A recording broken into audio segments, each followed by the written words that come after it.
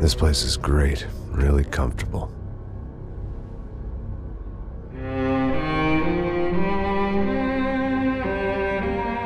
I'm just gonna get settled in. Time to move on. Get on with my life. Yes, absolutely.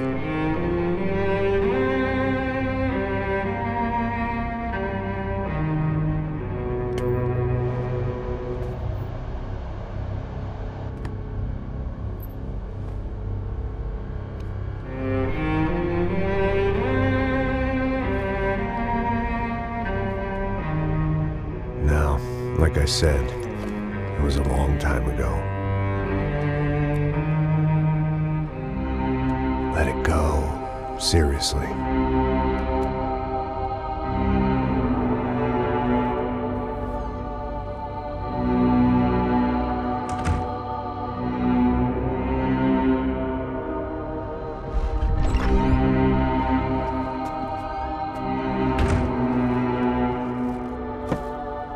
Definitely more my style than Panama, or Hoboken, I guess.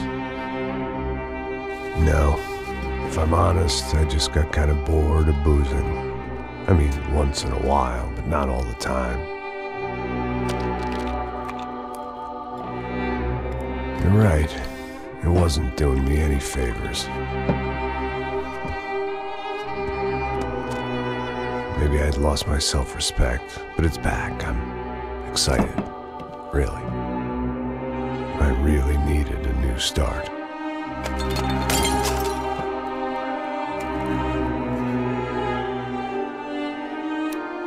I think you're right.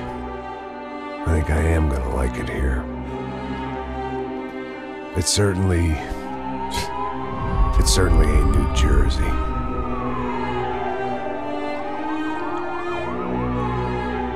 It's my new life. Just like you said.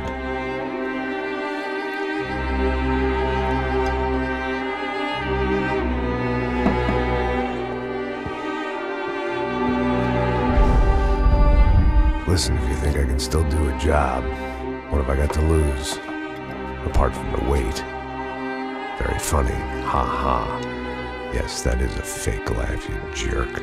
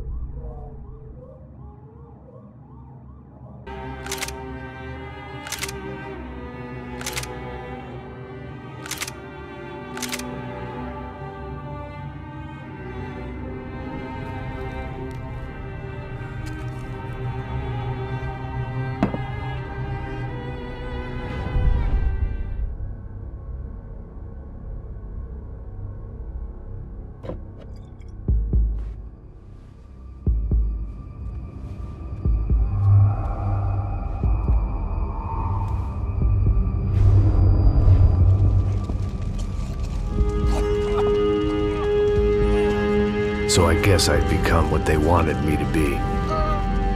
A killer. Some rent-a-clown with a gun who puts holes in other bad guys. Well, that's what they had paid for, so in the end, that's what they got.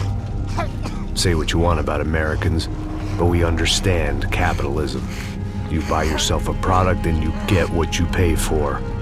And these chumps had paid for some angry gringo without the sensibilities to know right from wrong. Here I was, about to execute this poor bastard like some dime store angel of death. And I realized they were correct.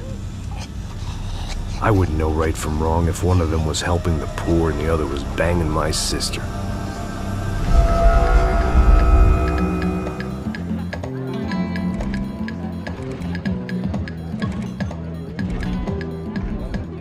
I'd arrived in Sao Paulo a few weeks before. I was working a protection detail for the kind of people who need protection in a town like this. And what kind of town was this?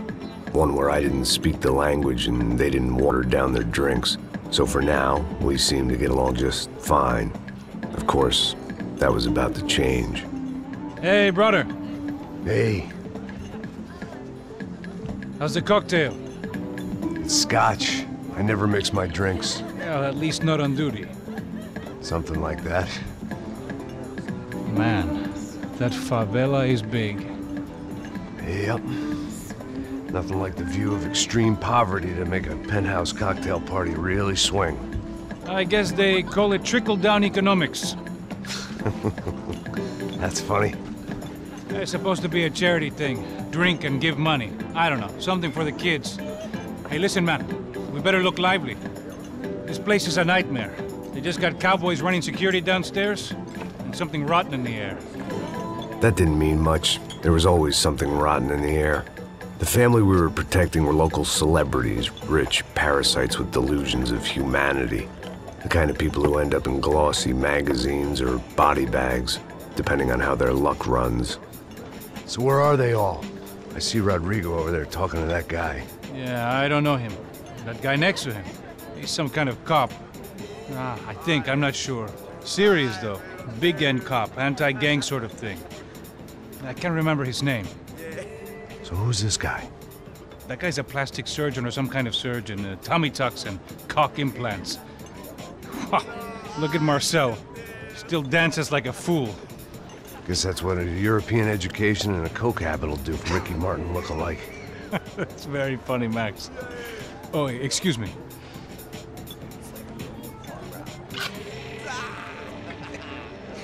I was mostly working for Rodrigo Branco, a local businessman.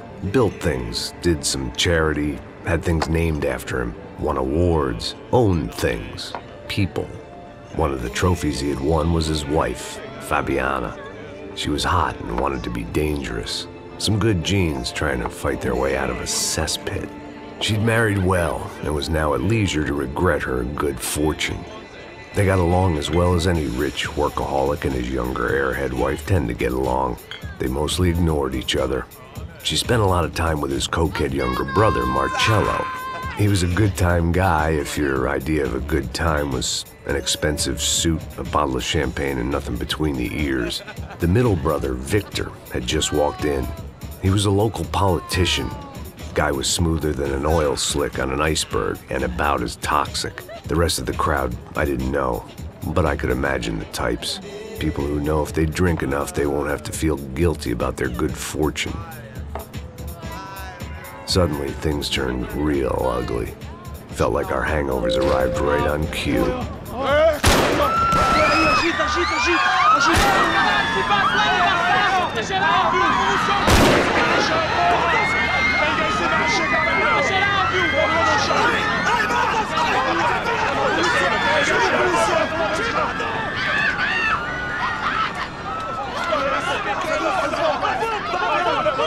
Passos! What the hell was that? I don't know what the fuck that was. Let's go. Things had gone from fine to fucked up in about a second, and now there were two idiots at the wheel.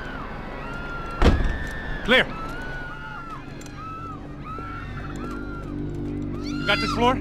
Sure. All right, look after yourself, bro. Stay safe. It wasn't my own safety I was concerned about, trophy wife or not. I'd said I would protect the girl. I hoped I hadn't lost my edge, along with everything else. It was time to choose, a nasty fall or a bullet to the head.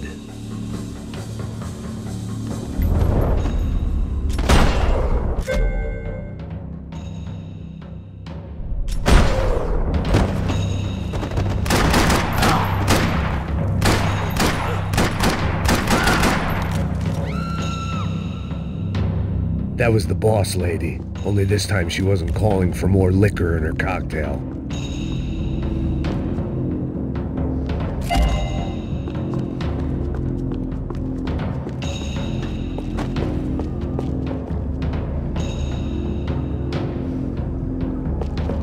was out on one of the balconies, and I hoped not about to be thrown off it.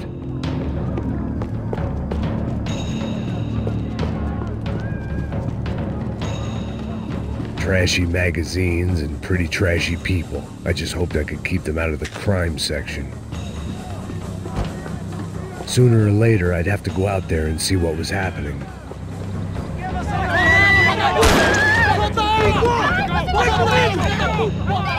Don't be stupid! Don't be stupid! Let her go! Let her go! Come on!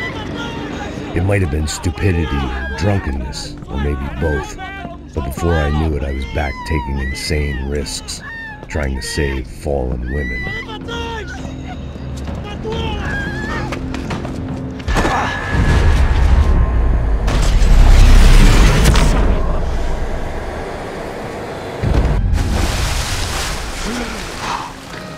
Tranquila!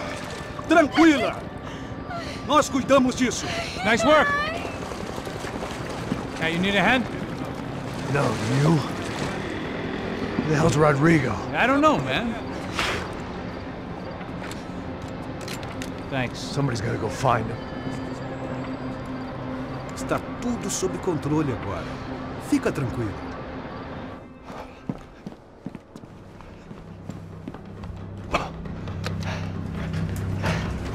I imagined the elevator doors opening to a firing squad of muzzles.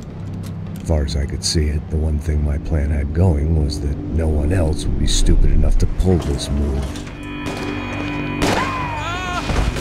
Where is he?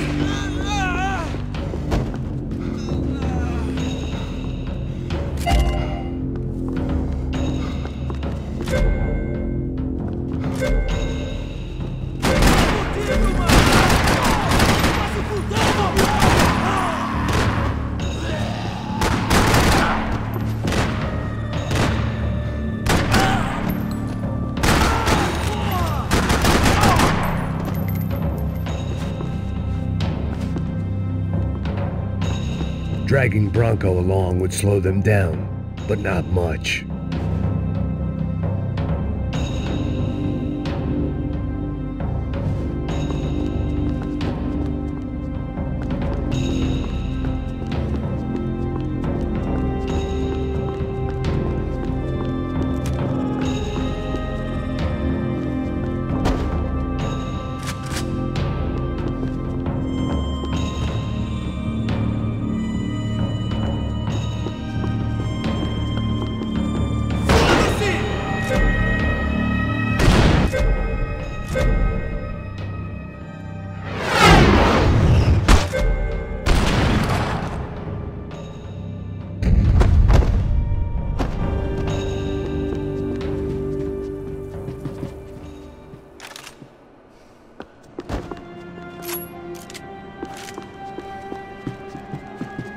It looked like they were taking him out through the basement. Maybe I still had a shot.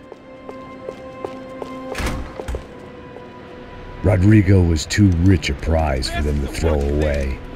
Sure, I'd have to work hard to get him back, but I knew the bad guys would want the boss alive. Almost as much as I did.